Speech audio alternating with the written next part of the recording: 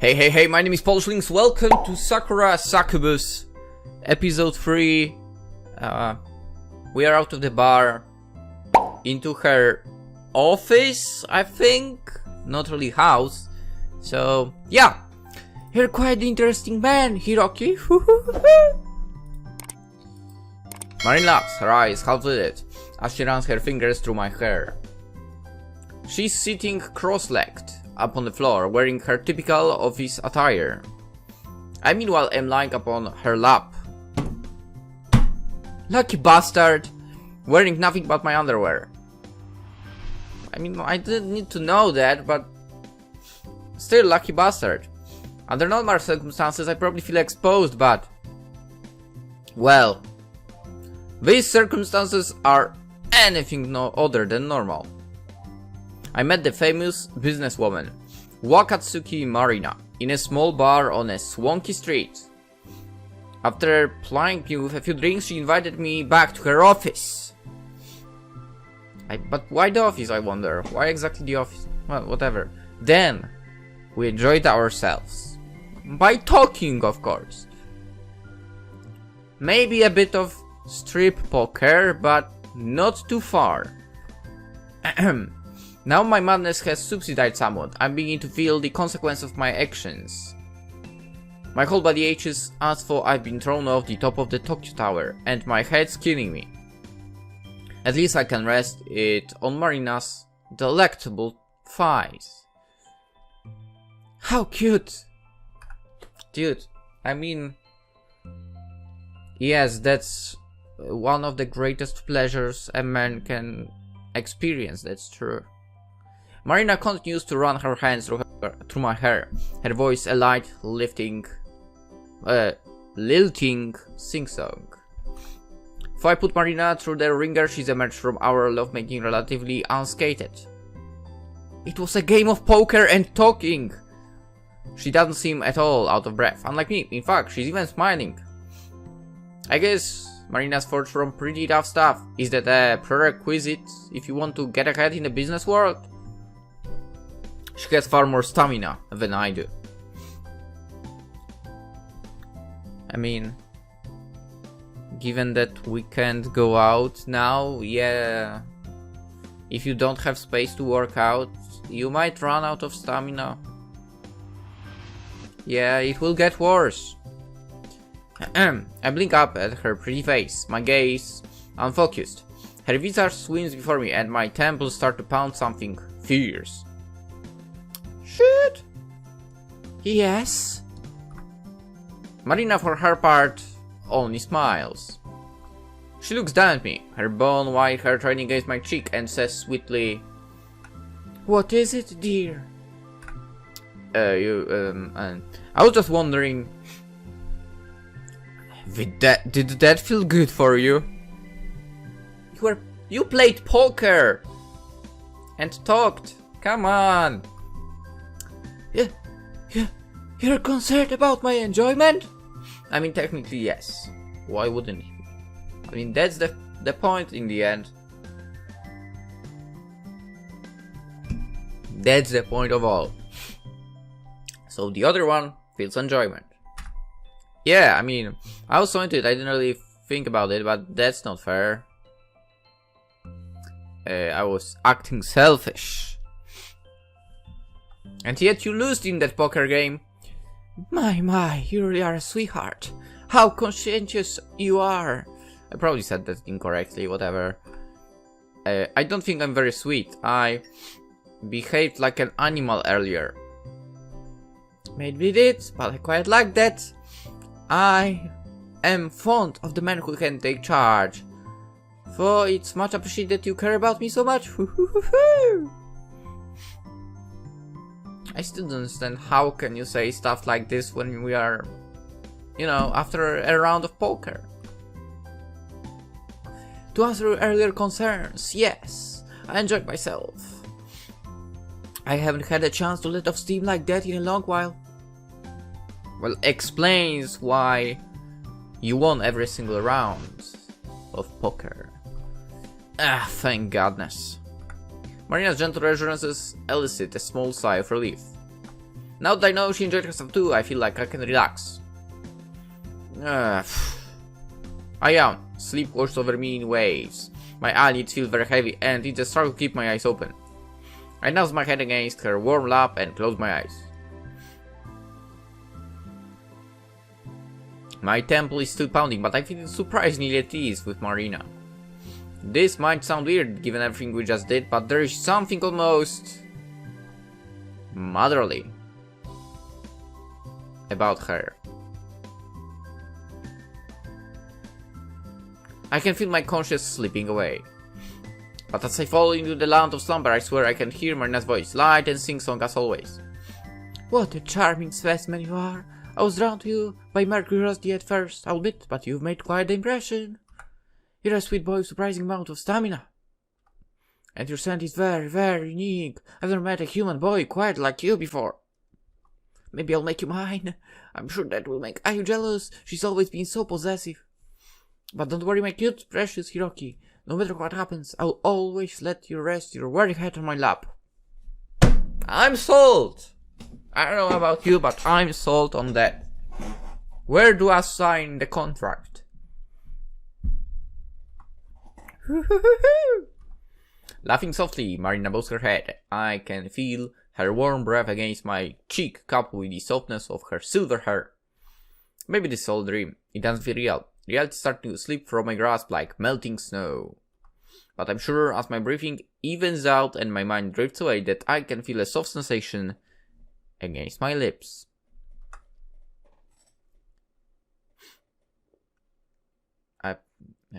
Insert beeping noise. I probably will forget. What? I'm roused from my slumber the following morning by the shrill beeping of my alarm clock.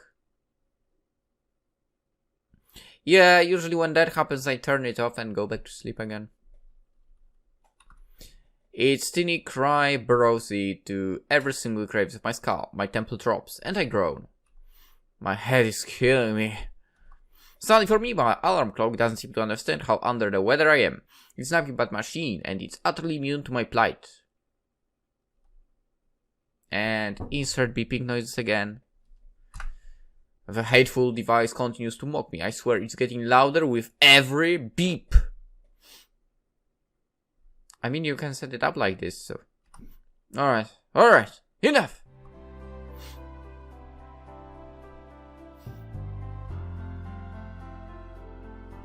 What's written on this? I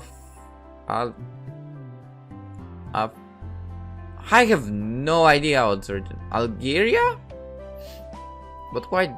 I'm guessing right now, but it looks like kind of like this. Band? Whatever. What do you have over here? No idea. Savannah, okay. Desert next to it. This dude seems to be into African vibes. Anyway, I sit up on my futon, the covers bunching about my bare legs, and reach out for the clock. I seize it, then turn it off with a satisfying click. Now that my alarm clock's been silenced, I can finally hear myself think that... what? Thank God for that! How much did I have to drink last night, anyway? I press my hand against my temple. It dazzles to ease the throbbing pain beneath my fingertips. Speaking of last night, what happened? I can't remember, it's all a blur. I think I went to to see the famous idol I in concert. I didn't see I because I wanted to. Her music's not really my thing. I did because I had to. It was a job. I brought along my expensive camera equipment. Why are we getting a recap again? We know all of this. You might not know of this somehow, but we know all of this. Hoping to take a few high quality pics of Ayu's performance, but... oh god. I glance about my bedroom. My clothes are strewn across the floor, my shoulder back alongside them. I can't remember the precise details of last night, but I do remember tripping and falling on my ass. I hurt my head and my back made an alarming crunch as it fell on the sidewalk. My camera. Did I really break it? I lurch across my room, dragging my futon with me, and claw my way to my back. I open it up, praying for the best while expecting the worst. I'd very much like my hazy recollections of last night to be nothing more than a nightmare, but damn it! The camera is scuffed and marked, and the lens is cracked all the way down in the middle. It's completely inoperable. Alright, Hiroki, calm down. Maybe the lens is broken, but the camera itself might work. You just need to stay cool. Yeah, that will repair it, for sure. I extricate the heavy camera from my back with trembling sausage-like fingers and reach for the on-off switch. I press it hard, hammering, awaiting a miracle, but no dice, huh? The camera refuses to turn on. It's given up the ghost completely. Actually, well, that's just peachy. Disgusted, I throw the broken camera back in the bag. It's not like I can damage it more than I have already. And fell back against the tummy floor with a toot. And to think, I wanted to be a photojournalist. No! I'm nothing more than a liability. This morning isn't the most auspicious. I wish I could turn back time, sleep beneath my futon, and fall asleep once more. Then I wouldn't have to contend with the looming fear of losing all... Wait. Should it be off? I think it should be off. Of losing my job, or this awful headache. Or maybe he just has some fear. All should be losing. I still think it should be off, but whatever. At least today's a Sunday. I don't need to go into work until tomorrow. That should give me a bit. Why did you have alarm if it's Sunday? What? That should give me a bit of time to prepare for the inevitability of losing my job. That is strange, though. If today's Sunday, why was my alarm clock on? I just asked that. I usually turn my alarm clock off during the weekends when I don't have jobs to attend to. That is, I have to wake up pretty early to commute to work during the weekdays, so on the weekends I like to veg out in my futon until midday. Sounds like me. Did I turn my alarm clock on before I went to bed? But why? Did past me want to torture present me or something? Do I have a secret sadistic streak or something?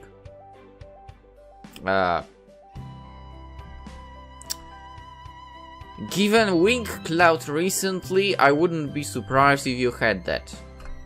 Well, given I'm the one who set the alarm clock, perhaps it would be more correct to say masochistic. Yeah. I mean, given Wink Cloud recently, that's possible. But again, was I the one who set that alarm? How'd I even get home anyway? I don't remember. After that failed gig, I went out drinking and then I strained my brain, struggling to remember. And that's when it hits me, in a sudden burst of intense realization.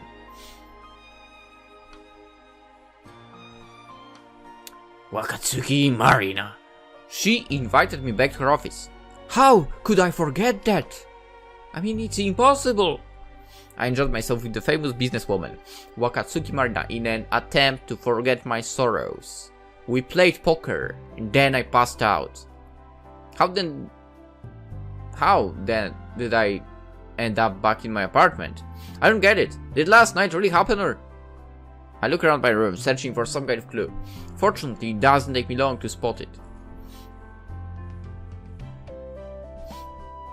There, lying next to my alarm clock, is an envelope.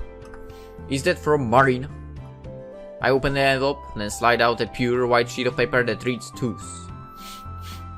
Dear Hiroki, thank you for drinking with me last night.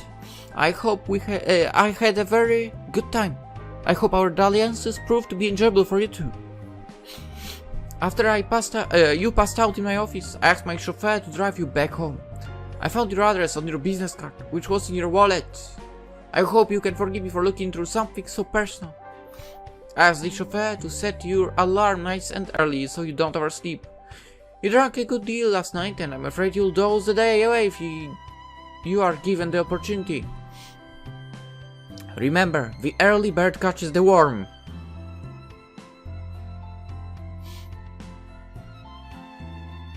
You might disagree with me, but I think it's important to wake up in a timely manner. Don't you go back to bed, you hear? I've taken quite interest in you, and I'm going to whip you into shape if it's the last thing I do. Maybe you could look at it as a pet project of mine. Yours, Marina. You know what? I'm a little worried now. Maybe it's good that he passed out and didn't sign any contract, like I was telling him to. P.S. If you're worried about going to work tomorrow, don't be. I have connections and I'll do all I can to smooth things over. I won't let your boss fire you. You're much too precious. Or maybe I should have signed that contract. Huh. Well, what do you know? I guess I really did meet Wakatsuki Marina last night. It wasn't a weird fever dream after all. I'm not sure what Marina means by her PS for. Is she going to talk to my boss on my behalf? That'd be nice of her, but I'm not sure if even Wakatsuki Marina would be able to talk my boss over. He's a stubborn old goat.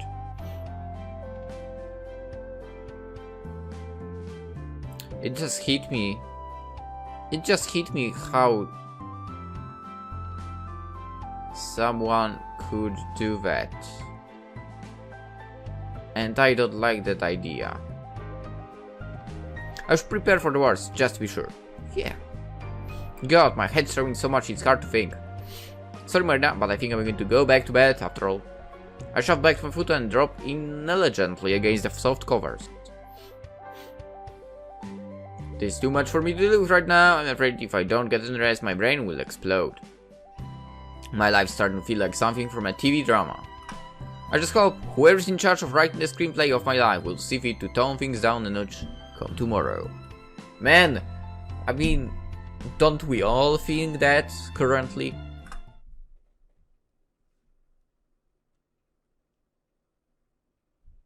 The next day.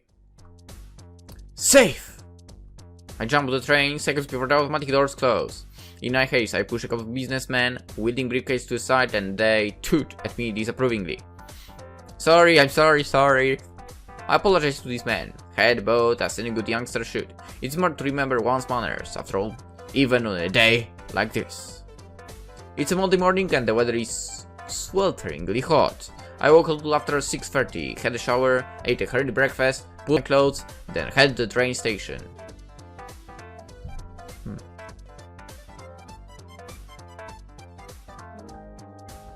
So here's my problem. Why did you have shower before breakfast? Not the correct way, because that tells me you brushed your teeth before eating, and that's not a good way. Anyway, I got on my train around 7:30. All of that took you 1 hour. Wow. I mean, wow. Unless you really had a long way to get to that place. And now I'm ready for my daily hour commute to work. Fuck. If my calculations are right, I should get to work around 8:30. For my workday doesn't technically start until 9. My boss is a hard ass, and he likes everybody to be present and accounted for far earlier. Retards.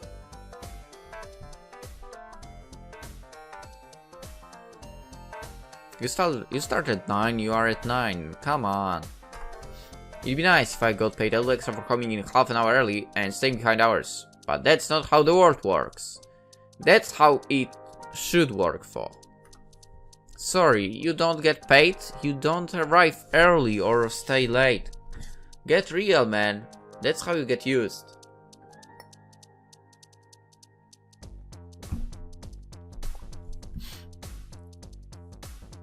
My boss isn't just a hard ass, he's also incredibly stingy. Also my tea is cold and it's not good anymore. If I could find a better job a little closer to home, I'd accept it in a heartbeat. But it's precisely because I can't find a better job than this that I've been stuck in this place for the last 3 years. Dude. I mean, that's why I've been stuck in retail for 3 years, but then I just said, fuck it. And, yeah. Now I'm kinda paying for this because right now it's kind of impossible to find anything. I mean, because of the whole corona thing. Anyway, it's enough to make a man cry, really.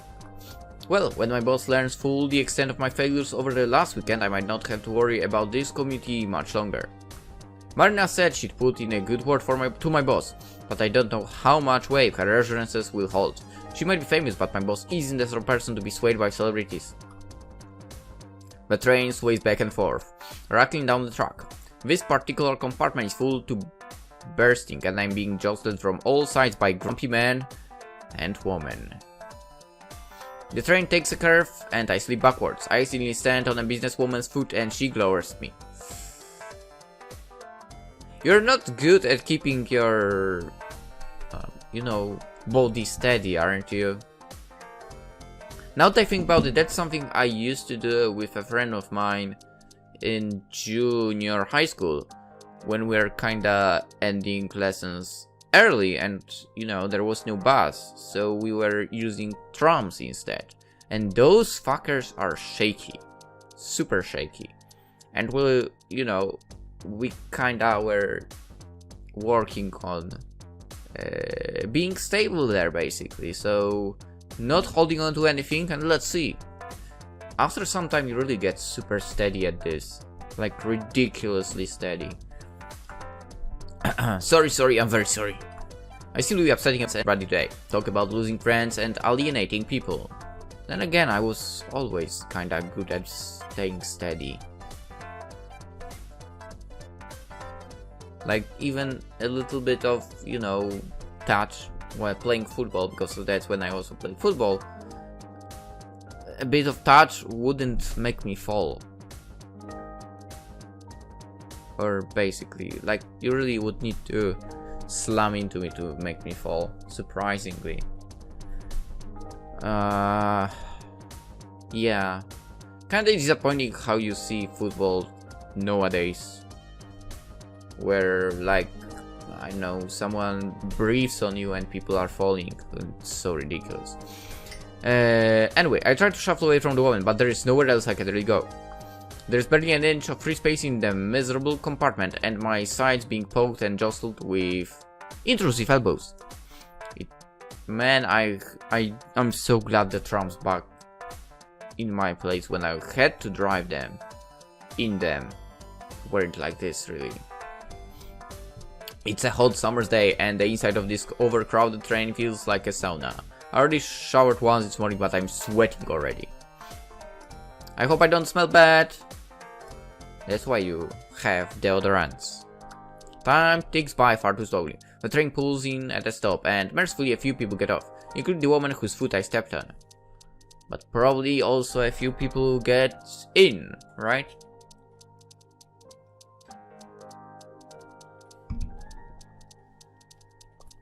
Cold teeth sucks.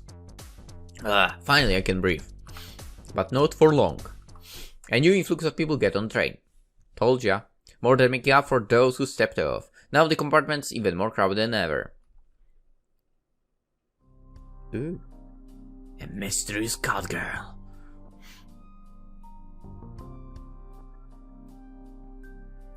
She might be the cutest of all. I'm hemmed in by the doors. A businessman behind me and a young girl to the front. I can't see the girl's face, but if I had to wager a guess at her age, I'd put her in her early 20s. She isn't wearing a school uniform, which rules out the possibility that she's a high school student. Good. Maybe she attends a local university. Also good. Her hair is dyed a crazy shade of blue. And she's wearing a pink jacket coupled with a pair of very, very short pants. I mean shorts. She's pressed against me so intimately I can smell her. She, unlike the other grumpy communities on this train, smells fresh and sweet and looks like cinnamon. Her hair in particular is delectable. Now I'm aware how good this mystery girl smells. I'm more anxious than ever about what I might smell of. Okay, so she's the cutest. Marina is, I guess, having the most womanly vibe. So, yeah. And the third one is... I don't know. A brat? Whatever. I mean, it's not like I dislike her. No, that's not the point. Surprisingly, so far, there is no such character. Please, Catgirl, don't be someone I would not like. Anyway, CD4 it is. I'd like to make a good impression of her. I can't see her face, but I'm sure she's cute. Only a cute girl would wear shorts as daringly tiny as hers.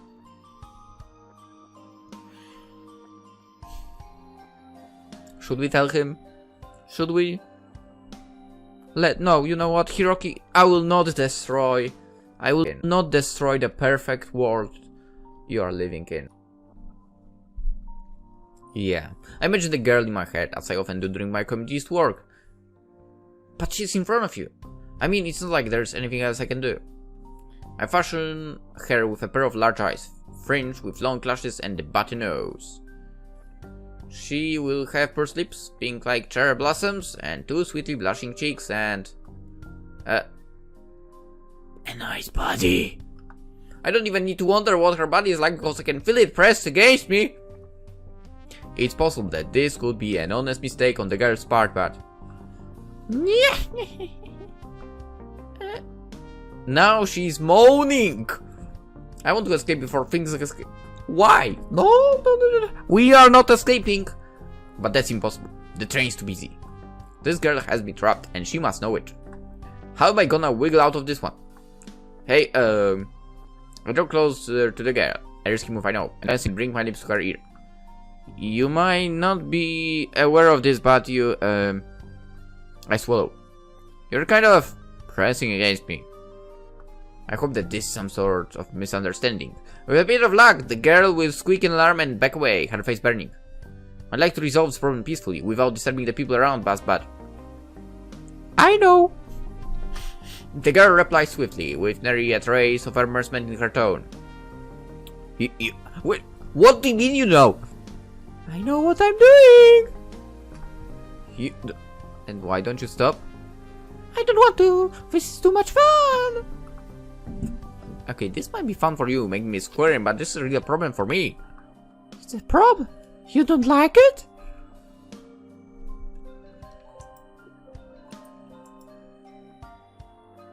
I'm afraid I like it a bit too much, of course! No, that's... it's more than I should. If this keeps going, we'll both be in trouble. Really? Yeah, really. This is dangerous, so... I get it! If you like it, we should keep going. I want to make you happy. But... what's the reason for that? I'm not getting through to her at all. In fact, I think I might have... made things worse. Marin, I wasn't joking. You smell incredibly good. I just want to be close to you. Hiroki. Wait. What?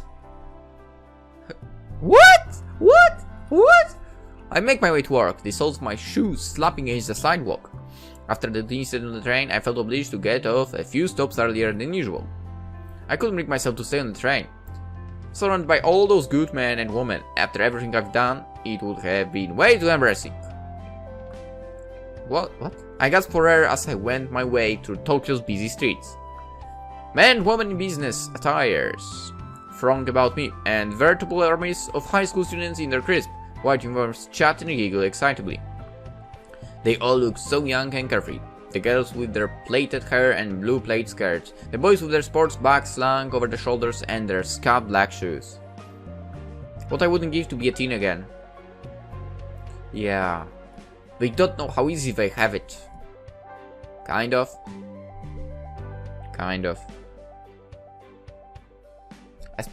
Especially now in the lockdown, really. I mean, I would say I at least from, yeah, when we count time from my high school until the end of it, yeah, I wouldn't mind. Before that, I absolutely enjoyed my life in school, but high school was the worst.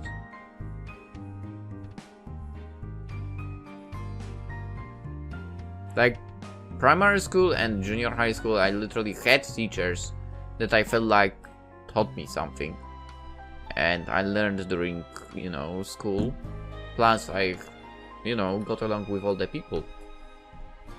In high school, I'm 100% sure there was not a single teacher that has taught me anything. Like, they lacked any kind of passion towards it. So, yeah, that was a bit problematic. Anyway, whatever. Plus, you know what? Never mind. My encounter with that mysterious girl on the train might have taken my mind to things for a few minutes.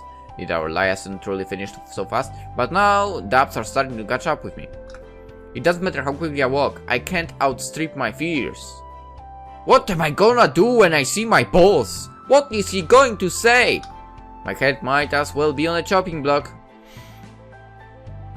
These days, showing me out to be a crazy one, and it's not even 9 AM yet.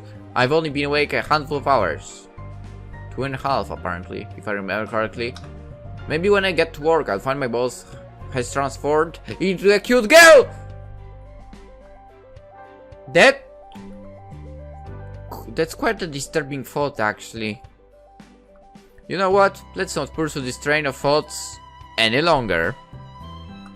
Really though, if I get to work and find my girl's ill-tempered boss has transformed into a cute girl overnight, I wouldn't even be surprised. At this point, it would be just one more drop in the ever-expanding ocean. Well, maybe we'll find out about this in the next episode, because I need to take the dog for a walk. So, let's end it here. For now, hope you enjoyed. We've run into third girl, whose name we don't really know. Yeah, we didn't get to know it. So, yeah.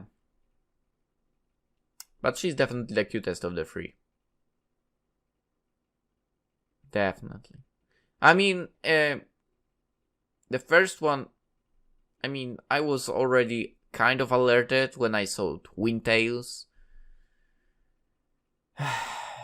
The second one, I mean, there are vibes of her being a sadist a little bit. Maybe not too much, but a bit. So yeah, but that really mature vibe as well. It works on me, okay? But also we get the cute girl at the end, who we don't know anything about at this point, but I'm super curious about her. Also, now that I think about it, wait a second. You are wearing one thigh high. You have two of them, but they are different colors. And well, over here we have a super sexy ones.